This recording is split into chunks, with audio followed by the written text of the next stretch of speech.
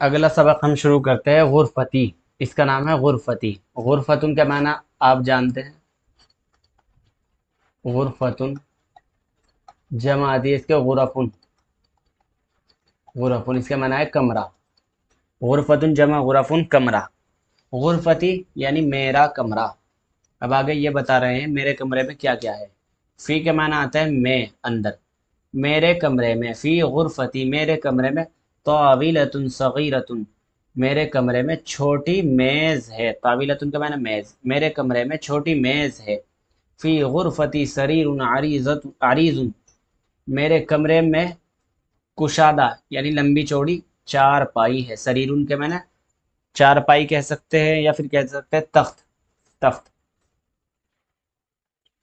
فی غرفتی کرسی مرتفع میرے کمرے میں اونچی کرسی ہے. کرسی مرتفع. مرتفع کے معنی آتے ہیں اونچی. میرے کمرے میں اونچی کرسی ہے. فی غرفتی صندوق کبیر میرے کمرے میں صندوق ہے بڑا. بڑا صندوق ہے. فی غرفتی موقد جمیل موقد کے معنی آتے ہیں چولہا. چولہا. میرے کمرے میں خوبصورت چولہا ہے.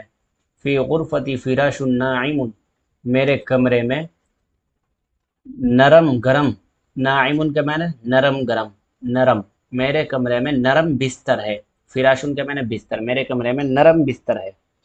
انا انام علی سریری میں سوتا ہوں اپنے بیڈ کے اوپر، اپنے تخت کے اوپر یا اپنی چارپائی کے اوپر.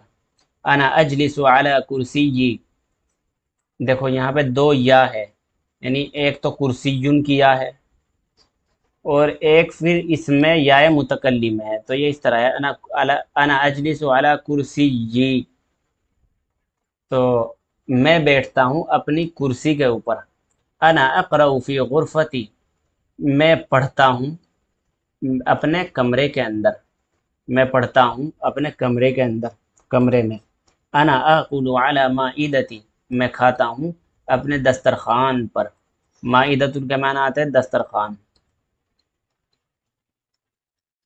مائدۃ بمعنی دسترخوان.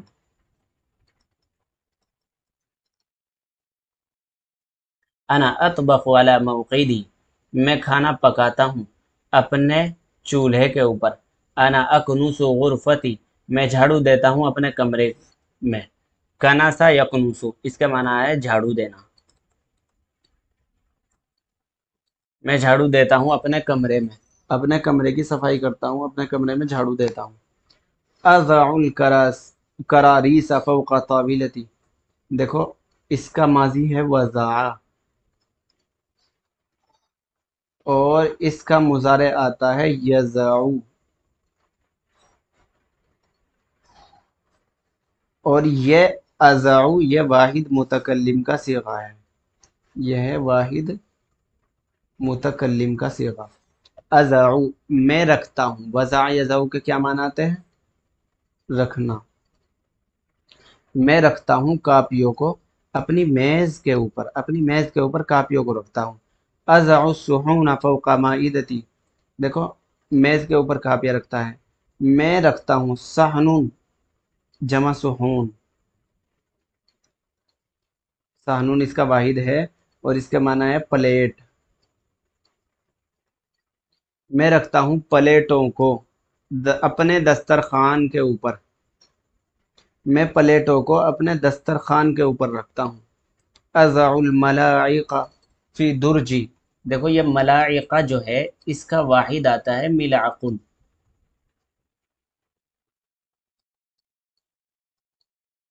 ملعقن اس کا معنی ہے چمچ. میں رکھتا ہوں چمچیوں کو. چمچیوں کو کہاں پہ رکھتا ہے؟ درجی. آپ نے دیکھا ہوگا کمرے کے اندر جو ہے چمچ دانی ہوتی ہے، ایک چمچ دانی جس کے اندر چمچیاں رکھی جاتی ہے اس کو کہتے ہیں درجن.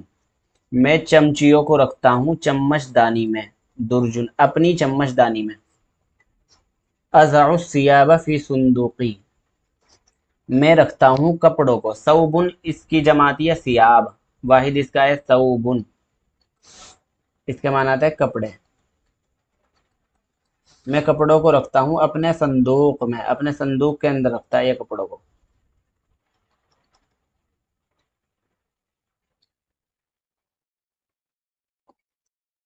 ازع الکتبہ فی دولابی، دولابن کہتے ہیں، دولابن المیرا، الماری کو، الماری کو کیا کہتے ہیں؟ دولابن۔ میں رکھتا ہوں کتابوں کو اپنی الماری میں۔ ازع الحذاء تحت سریری، میں جوتوں کو رکھتا ہوں اپنے بیڈ کے نیچے یا اپنی چارپائی کے نیچے، میں جوتوں کو رکھتا ہوں اپنی چارپائی کے نیچے۔ یہ اس کتاب کا، یہ اس سبق کا ترجمہ ہو گیا، ایک مرتبہ اور دیکھ لیجئے۔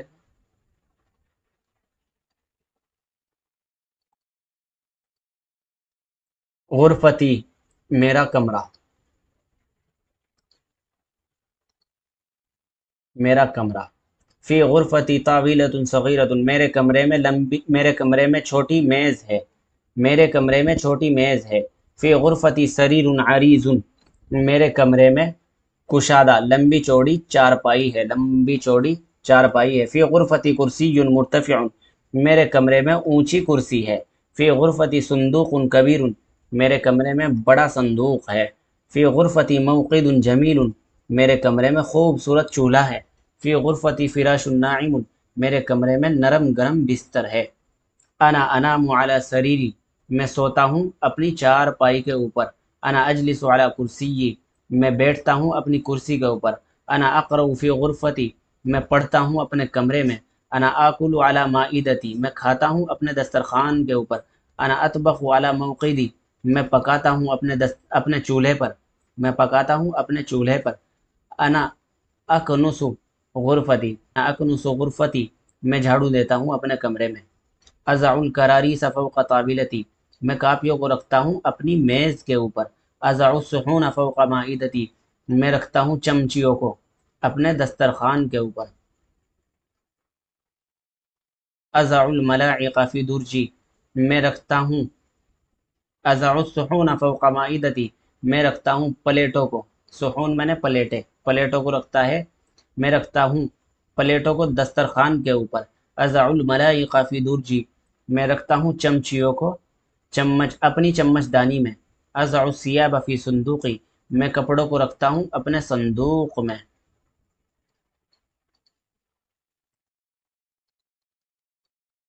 ازع الکتب فی دولابی، میں رکھتا ہوں کتابوں کو اپنی الماری میں۔ ازع الحذاء تحت سریری، میں رکھتا ہوں جوتوں کو اپنے چارپائی کے نیچے، اپنے بیڈ کے نیچے۔